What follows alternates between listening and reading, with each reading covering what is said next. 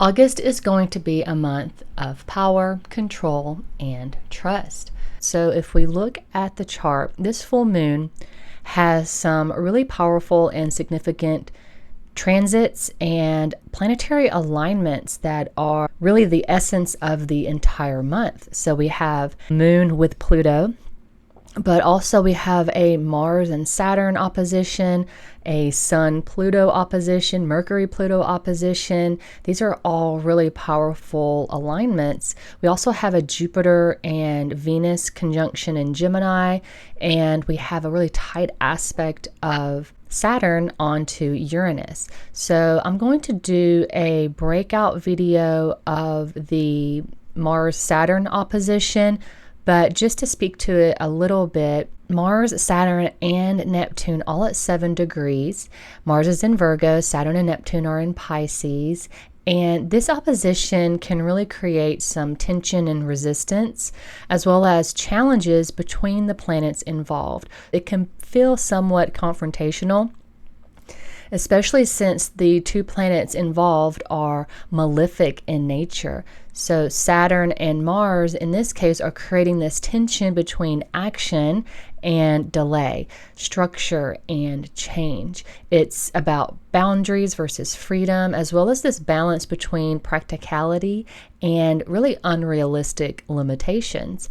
Also, Neptune is here, and it's adding this whole extra layer of influence, of illusion and mystery. Neptune represents fog, and it can really cloud a situation. Things that happen during significant Neptune transits or alignments can absolutely prevent you from ever knowing the truth. So another strong combination is Venus and Jupiter in Gemini. They are very close, and this represents this kind of comfort versus reality dynamic. In the 3 days after the full moon, there will be an exact conjunction of Venus and Jupiter. So at the time of the full moon, it's really more about a build-up phase, and the energies are intensifying once that full moon takes place. So Venus and Jupiter are both benefic planets, and they're both considered to be gurus. Jupiter is the guru of the Devas, while Venus is the guru of the Asuras. Now, the Devas are these celestial beings that are aligned with Dharma and truth and wisdom, while Jupiter teaches through that expansion and growth and really higher knowledge, learning higher knowledge. On the other hand, Venus is representing those in the material world who seek power and are driven solely by worldly desires. Venus teaches more through experience, the pleasures of the senses, and control over those physical desires. Having both of these gurus in a dual air sign, which is Gemini, this really adds a nuance to this combination. Air deals with relationships and communication, socializing, sharing information, but it's all on an external level. This is not a sign of reflection or contemplation, even though it's dealing with thoughts and ideas and information. It's more about whether or not the information brings satisfaction or enjoyment.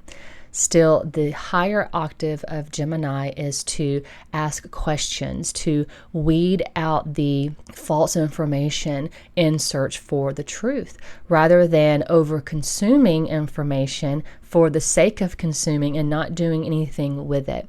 So Gemini represents aspects such as media, social media, the news, and the internet, radio, television, all of those things. And the nature of Gemini shows how flexible information can be, either to inform with the intent to grow and to learn, or to inform with the intent of manipulation, to manipulate emotions, control, and deceive through that information. So wherever Gemini is in your chart is going to show where you are taking in information that needs true discernment. That's Mercury, because it'll be what you eventually connect to your heart. And if you're not able to connect it to your heart, there's going to be this disconnect there, right? It's going to feel off. this has actually been a focus since Sun has been in the sidereal sign of Cancer starting last month, and it will be there until around the 16th of August. Then it will enter into Leo, but we'll talk about that in a moment. So another significant alignment during this full moon is that Saturn casts a very tight aspect onto Uranus in Taurus. So this is about limited breakthroughs, pressure on rebellion, and it's almost like this pressure cooker type energy. Taurus is a fixed sign, it's an earth sign, so it deals with stability and security, resources, comfort, values, your voice, and your desires. And Uranus here has been absolutely shaking up the world of free speech and personal freedom in general. So Saturn is acting like this vice grip on Uranus, which Uranus is like a higher octave of Mercury, which is our thinking mind, intellect, voice of reason, etc. And speaking of Mercury, there is a very tight Mercury-Pluto opposition also taking place during this full moon. So Mercury moves fast, and like the moon, they both move very quickly. So it's not going to be an energy that you feel normally when Mercury transits through. It could just last maybe about a day or so, but because this is being captured in the chart of the full moon, we can read this as lasting a bit longer. So Pluto's opposition to Mercury and a conjunction with the moon really creates this intense tension, right? Oppositions are tension with our intellect and our emotions. It's our thinking mind and our emotional mind, and it's all about control. See, in a natal chart, this could make a person very controlling, emotionally turbulent, and driven by fear-based thoughts. If you have any kind of Pluto influence on your moon or on your Mercury. Of course, it all depends on other factors in the chart, timing of your dasha periods and transits that activate all of this. But when Pluto is impacting the two most impressionable planets that represent the mind, it can be quite a volatile situation. However, when Pluto energy is properly harnessed, it can be very powerful and very transformational, often allowing the person to overcome extreme adversity, depending on where these planets are in the chart.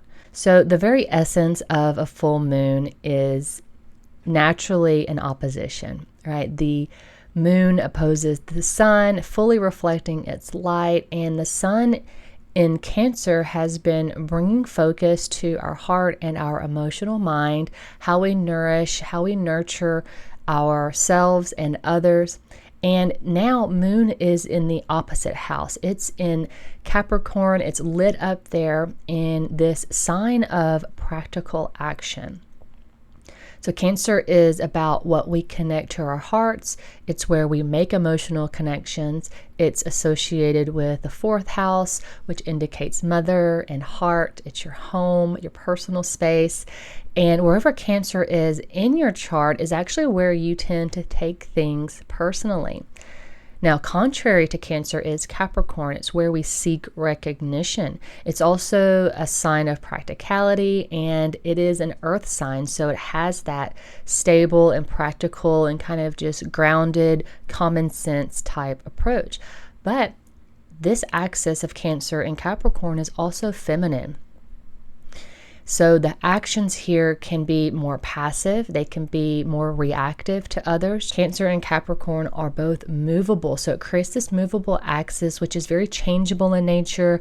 It's restless, and if you have planets in either one of these signs or in the other movable signs, which are Aries and Libra, the nature of the planets will constantly change and shift directions.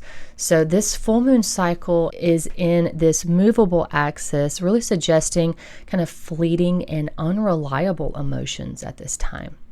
Now, Cancer is a water sign, and this deals with moksha energy. It's a very emotional sign. It gives sensitivity, which can equally create healthy or unhealthy emotions. right? And the sun has been bringing this theme into focus in this area of life where Cancer sits in your chart. So Capricorn is an earth sign, and that deals with Artha. It's a sensual sign that gives security through practical or overly cautious means. So the moon is here bringing awareness to our actions based on the emotional connections of where Cancer is located in your chart. So for the month of August, ask yourself, where is this dynamic force of emotional sensitivity and the need for recognition, right? Where is it in your chart? Where is that theme playing out for you? Cancer and Capricorn ascendants, this will be in your 1-7 axis. So this is your axis of relationships. What you project, you reflect, right? What you give, you get. If you are a Leo or Aquarius ascendant, this is taking place in your 6-12 axis of trust, what you cannot control and where you must learn to let go. If you are a Virgo or Pisces ascendant, this is taking place in your 5th and 11th house axis. This is the axis of validation, how you express yourself or how you like to be accepted. Libra and Aries ascendants, this is taking place in your 4-10 axis of reputation. Do you do what you say and say what you do? Are you acting based on your beliefs? Is your heart and behavior aligned? A best example of this is perhaps working in a job that you absolutely cannot connect with. You can't even fake it. It's so difficult. That's that 4-10 axis of heart and action. And if you are a Scorpio or Taurus ascendant, this is a full moon taking place in your 3-9 axis of understanding.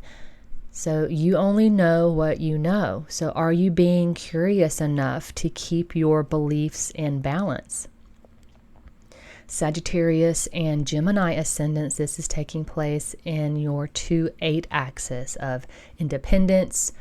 Are your desires and possessions creating a stable foundation, or are they keeping you from growth because fear controls your independence? So these are all things to think about during this full moon, during this month. Another significant transit taking place this month is Jupiter entering into the nakshatra Punavarsu. This nakshatra means the return of the light. There is this renewal of hope on the horizon. Jupiter has been in Ardra, destroying beliefs and perspectives. So you can see this extremely clearly in the political world, where the last few weeks have been eye-opening, so to speak. See, Ardra represents the teardrop when the eyes are blurry from emotional tears. But once that tear is shed, there is Punavarsu, the return of the light. The hope is renewed. You're able to see more clearly and perhaps see the truth. And then on August 16th, we have Sun changing signs. It's entering into Leo. This is the Sun's own sign. And so this is giving strength and power to our confidence, to our self-expression, as well as creativity. All of these things receive a boost, and focus is really placed on the truth. See, the sun is the karaka of our soul. It is the king in the cosmic court, and the sun represents the father in the natal chart, authority, leadership, government. All of these themes will be brought into the light over the next 30 days. It's like that saying, the sun is the best disinfectant, and that is symbolic for how the sun purifies the area of life where Leo is in your chart.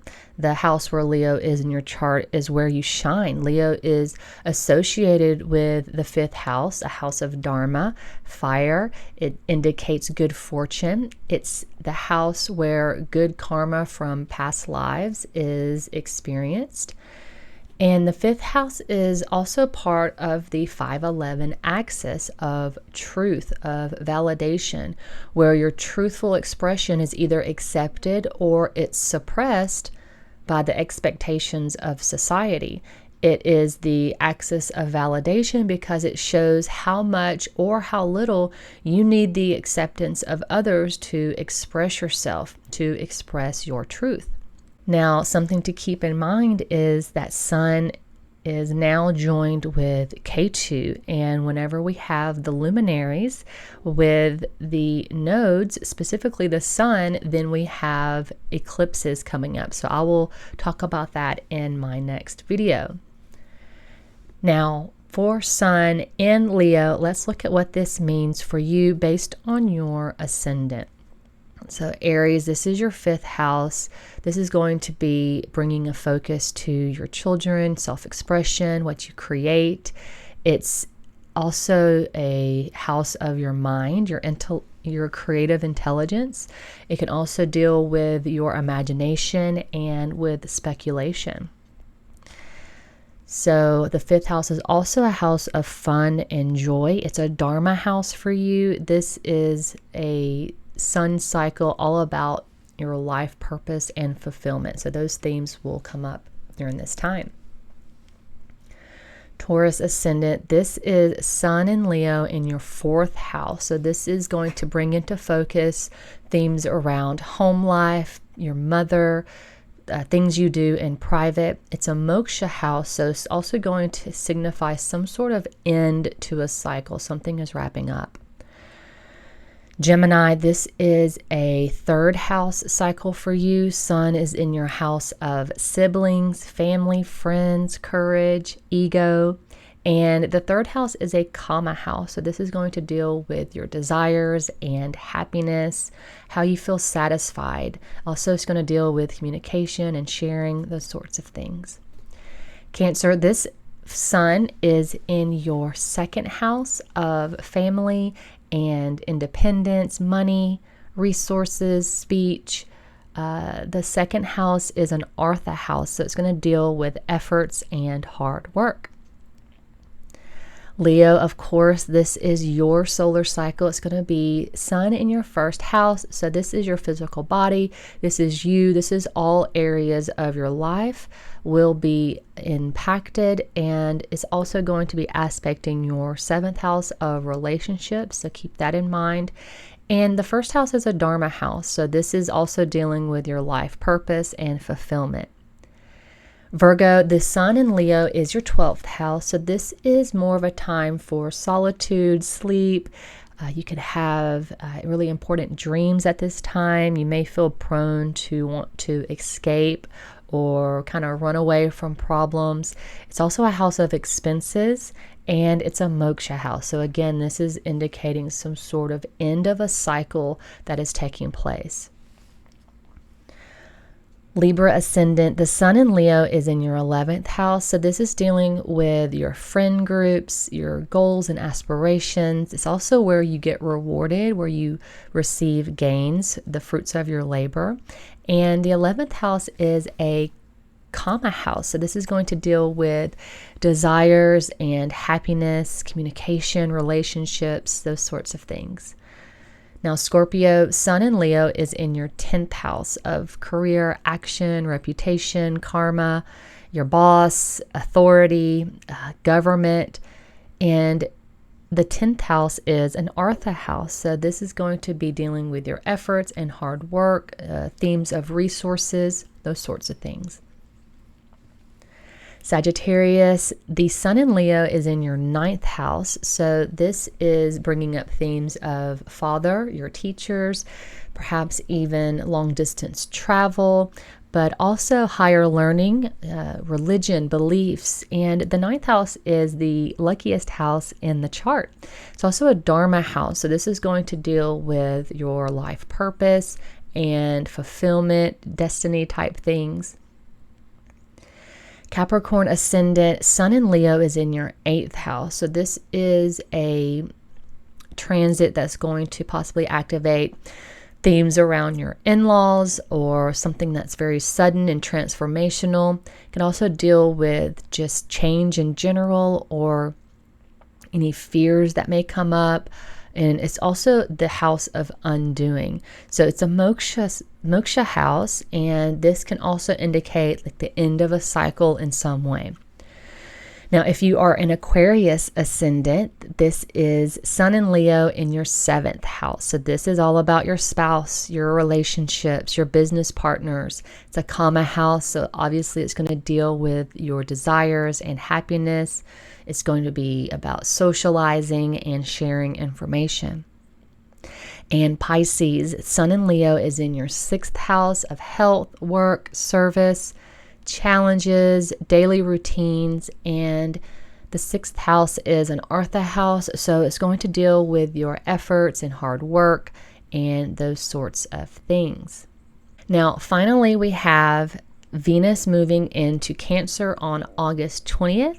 So Venus is the Karaka of relationships, and it's dealing with themes like harmony and balance, but these are all through the act of having compassion and giving compromise. And Venus is associated with creativity, as it is the creative force of life, such as reproduction, and therefore it's associated with the water element, which brings flow and adaptability, receptivity, sensitivity, emotions.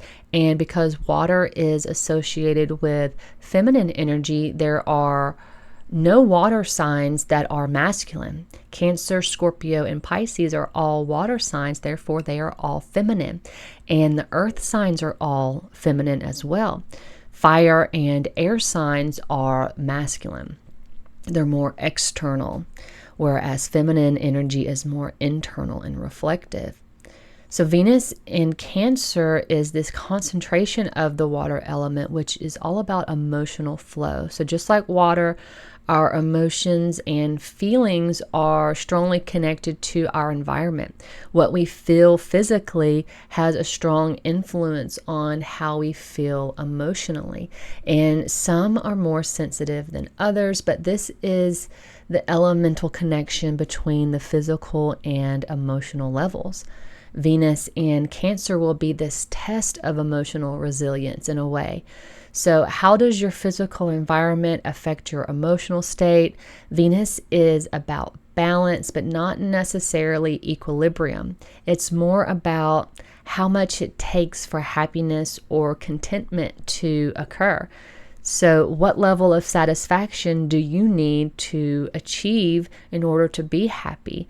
If you don't get what you want to the extent of what you want, does it impact your emotions? Does it impact your mind and your mood? See, the lower vibration of Cancer is characterized by moodiness, and this is akin to a child throwing a tantrum because they didn't get what they wanted. It's this inability to regulate your emotions.